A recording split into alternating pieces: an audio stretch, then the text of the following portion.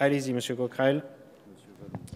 Monsieur le Président, chers collègues, hier soir, on a pu constater à peu près pendant toute la soirée que nous étions en train de discuter d'un texte qui très clairement était en train d'inverser les normes, avec des réponses d'un gouvernement qui nous disait l'inverse.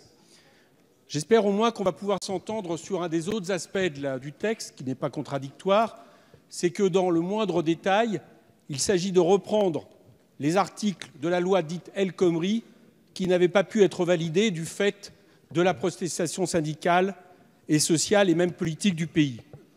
En effet, ici, il s'agit de forcer les branches à négocier leur fusion sous peine de décisions prises par le gouvernement dans ce sens.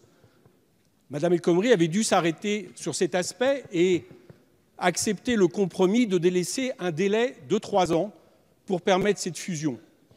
Ici, ce qu'on nous demande de faire en réalité, c'est la possibilité de revenir sur ce délai de 3 ans qui aurait des conséquences évidentes, notamment, par exemple, sur le fait de ne pas consulter la commission de négociation collective ou de ne pas permettre aux organisations syndicales de proposer un projet alternatif.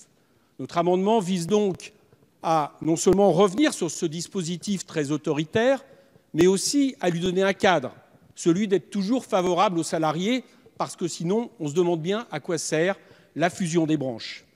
Je dois constater une chose, c'est qu'on nous parle beaucoup d'ailleurs de négociation, de l'importance du dialogue social, mais que dans cet article, sous peine que les syndicats et le patronat ne s'entendent pas, le gouvernement entend bien prendre des décisions de fusion de manière extrêmement autoritaire.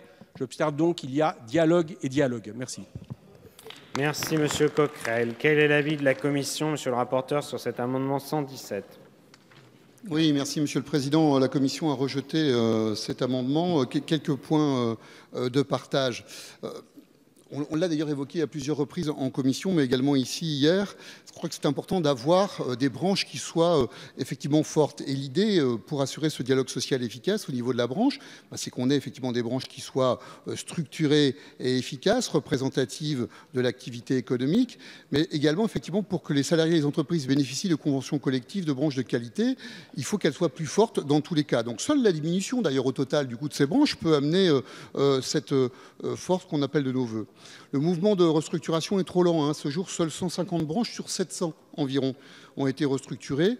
Il y a donc encore un décalage entre le nouveau rôle assigné aux branches professionnelles et la pratique, ce qui justifie l'accélération de ce mouvement de restructuration des branches. Alors, vous avez également souligné un deuxième point, chers collègues, dans votre argumentaire, quant à l'harmonisation par le haut du droit des salariés que vous proposez.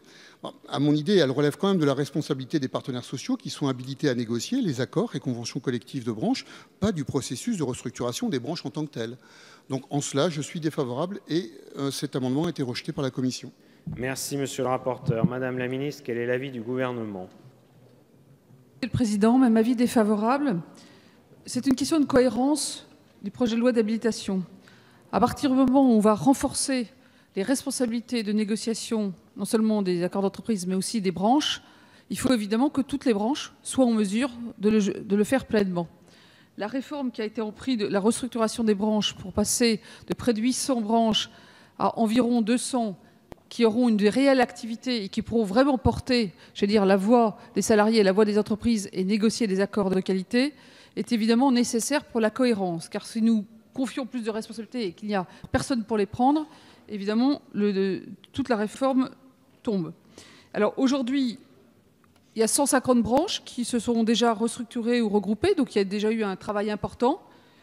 Il y en a 530 qui sont en cours de discussion, et parmi ces 530, il y en a un certain nombre qui n'ont pas eu d'activité contractuelle des négociations depuis 10 ou 15 ans. Donc c'est plutôt un vide pour les salariés qu'une restructuration au sens classique du terme.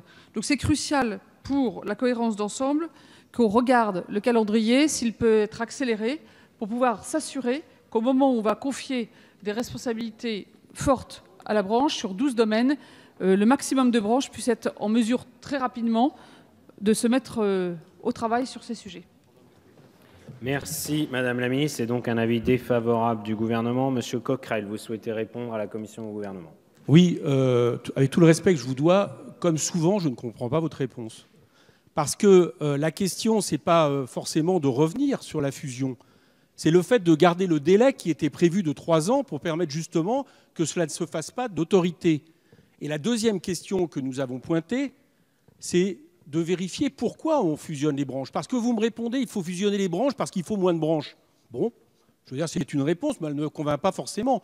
Nous mettons très clairement l'idée que si on fusionne les branches, ce doit être dans l'intérêt des salariés et, j'allais dire, d'un alignement par le haut, justement, des critères. Vous me répondez, il faut fusionner parce qu'il faut fusionner. Ce n'est pas une réponse satisfaisante. Merci, Monsieur Coquerel. La Commission accepte cet amendement sous réserve du sous-amendement 480, qui est un sous-amendement de précision. Et simplement, je voudrais dire qu'effectivement, les interventions de nos deux derniers collègues, Cherpion et Mignola, ont bien porté selon quoi c'est important, en fait, de ramener ces branches à un nombre qui soit cohérent, de manière à la fois à permettre d'avoir de la protection sociale pour tous et des avantages sociaux, y compris pour tous ceux qui travaillent dans les petites entreprises qui ne sont pas représentés, et également pour effectivement densifier ce dialogue social que l'on appelle de nos voeux. Merci, Monsieur le rapporteur. Quel est l'avis du gouvernement, Madame la Ministre, à la fois sur l'amendement et le sous-amendement? Avis favorable sur l'amendement et le sous-amendement. J'imagine que c'est un avis favorable sur l'amendement à la condition qu'il soit sous-amendé. Je vais donc mettre aux voix tout d'abord le sous-amendement numéro 480.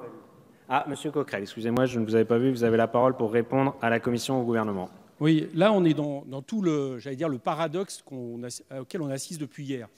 Parce qu'on nous explique qu'en réalité, comme il n'y a pas d'inversion des normes, donc ne nous inquiétons pas, il ne s'agit pas de donner aux accords d'entreprise, et je noterai d'ailleurs depuis un amendement qui a été glissé hier soir très tard jusqu'aux accords d'établissement, la primauté et donc en réalité la valeur d'établir les normes, eh bien il faut, n'est-ce pas, renforcer les branches. Mais enfin, il faut arrêter à un moment donné de tourner autour du pot. Vous affaiblissez les branches, vous affaiblissez la loi au nom des accords d'entreprise. Donc ne faites pas mine avec ce genre d'amendement de renforcer les branches. Donc non seulement vous ne les renforcez pas, mais en plus là maintenant vous imposez, y compris avec un délai extrêmement court, aux organisations syndicales et ce que vous appelez dans votre langue les partenaires sociaux, le soin effectivement de restructurer dans un sens, on l'a vu, puisque vous avez refusé notre amendement qui n'est pas celui d'une hauteur par le, enfin, d'un niveau par le haut des intérêts des salariés, vous restructurez les branches. Donc tout ça, quelque part, je veux dire, c'est de la poudre aux yeux, c'est de la poudre de perlimpinpin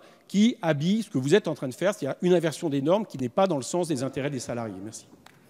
Alors merci Monsieur Coquerel.